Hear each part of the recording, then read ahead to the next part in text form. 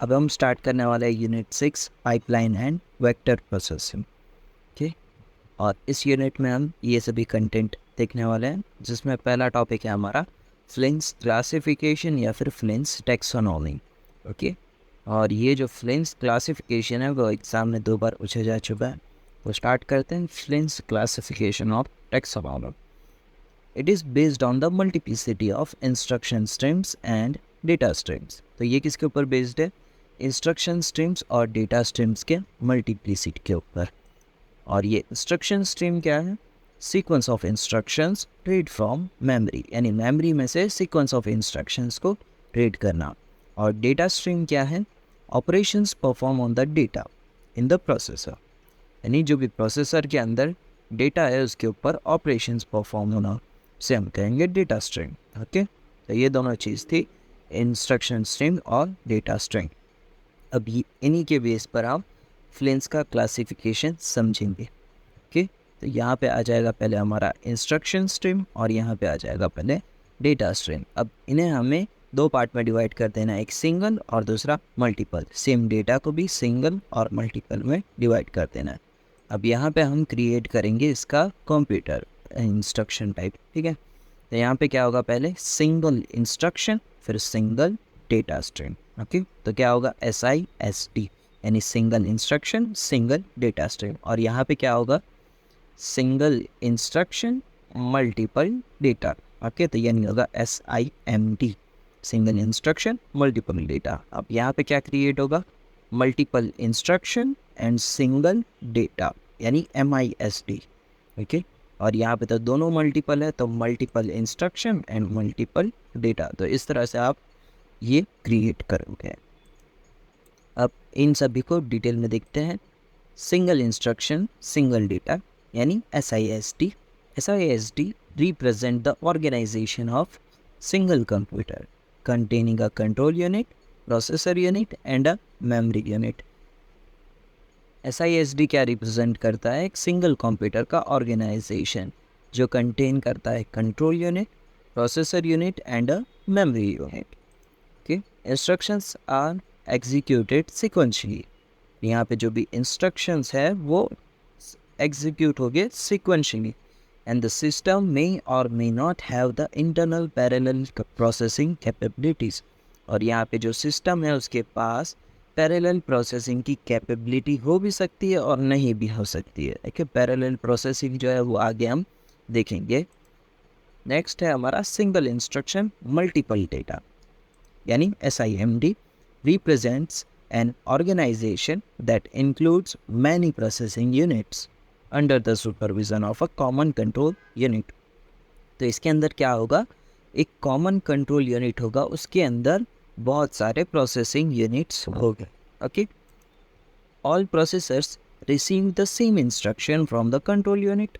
और यहाँ पे जितने भी प्रोसेसर्स है, यहाँ पे मैनी प्रोसेसर्स है ना, इसके लिए all the processor receive the same instruction. सभी प्रोसेसर्स को सेम इंस्ट्रक्शन दिया जाएगा by control unit, but operate on different items of data. और ये प्रोसेसर्स डिफरेंट डेटा आइटम्स के ऊपर ऑपरेट किए जाएंगे। तो ये था हमारा सिंगल इंस्ट्रक्शन मल्टीपल डेटा। अब देखते हैं मल्टीपल इंस्ट्रक्शन सिंगल डेटा। ठीक है, ये वाला जो है MISD, ये एग्जिस्ट नहीं करता है। There is no computer at present that can be classified as MISD। ठीक है, ऐसा कोई कंप्यूटर जो है वो एग्जिस्ट नहीं करता है। It is just a theoretical concept. MISD structure is only of theoretical interest since no practical system has been constructed using this organization। ठीक है, इस ऑर्गेनाइजेशन का यूज़ करके कोई यहाँ पर प्रैक्टिकल सिस्टम क्रिएट अभी तक किया नहीं गया है। ये सिर्फ एक थियोरिटिकल कॉन्सेप्ट है। अब है multiple instruction multiple data. MIMD organization refers to a computer system capable of processing several programs at the same time। ठीक है, यहाँ पे देखो मल्टीपल इंस्ट्रक्शन है और मल्टीपल डेटा है।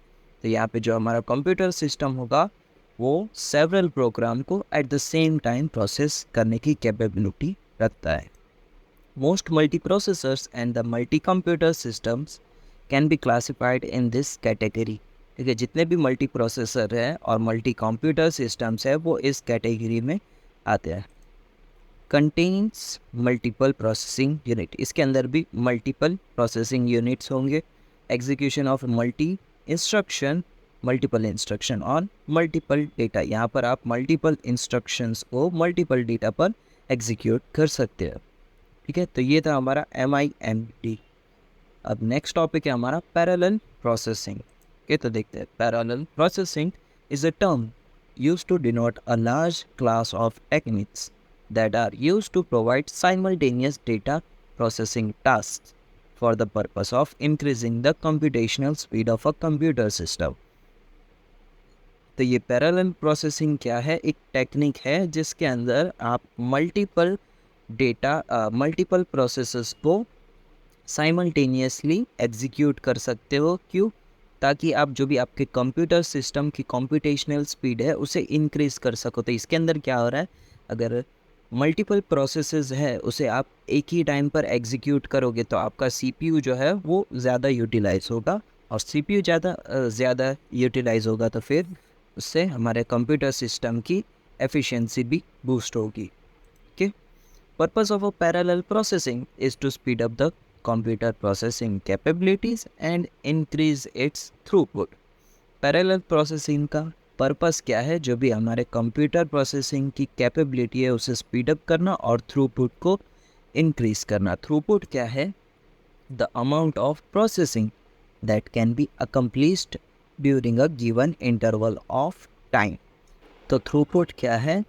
A given interval of time, यानी एक दिए गए टाइम के अंदर कितनी नंबर ऑफ प्रोसेस जो है वो कंप्लीट हो रही है।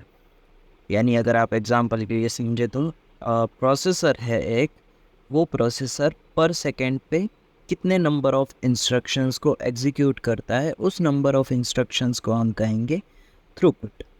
ओके, तो ये था हमारा पैरेलल प्रोसेसिंग और थ्रूपुट। नेक्स्ट टॉपिक हम देखेंगे नेक्स्ट वीडियो में, पाइपलाइनिंग।